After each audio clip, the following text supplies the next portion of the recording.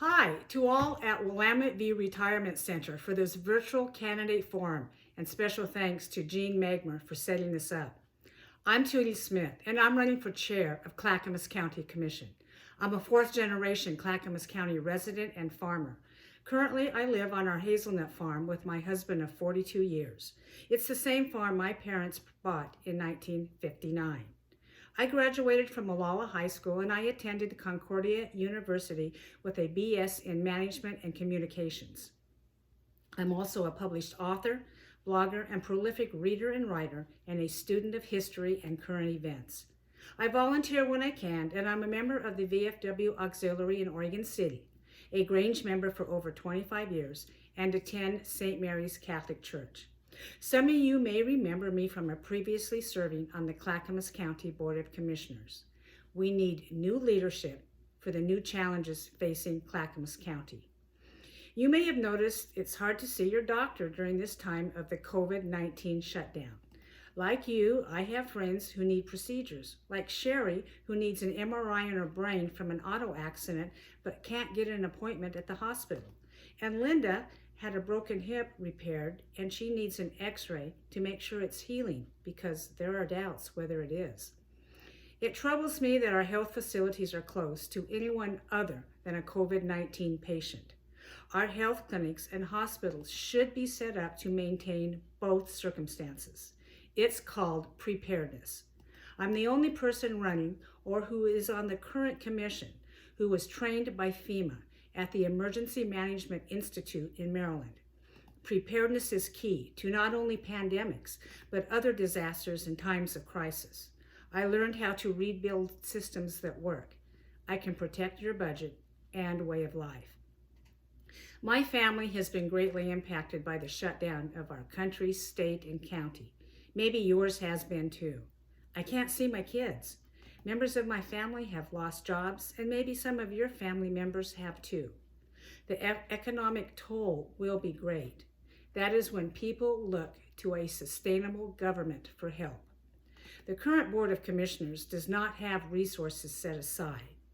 As a matter of fact, over the past 2 years, they have had to cut about $20 million from the budget because of overspending, and this comes at a time when Clackamas County has the largest all-funds budget of over $1 billion. When I left Clackamas County Commission in 2016, we had a surplus of revenues. Unfortunately, some people will die during this outbreak, and that makes me sad. But we must be decisive and understand that our future generations must be economically healthy and psychologically vibrant so they can carry on in the traditions that we have established for them. I call that budget security. It's preparedness. Governments must save money for the inevitable rainy day, and that day is here. We must keep our health clinics open. We must ensure freedom of movement in our county, and more importantly, be able to go to work and make a living. We can do better. When I was in the Oregon State Legislature, my assignment was Ways and Means. That's the State Budget Committee. I sat on those many committees all day long. No going home early for me. It was hard, and at times I didn't like it, but I learned a lot about how to spend other people's precious tax money wisely. During my tenure, we balanced a state budget of $34 billion during a recession. Our budgets were decreasing, and by law, we had to balance. We did not raise taxes because it would have hurt too many people.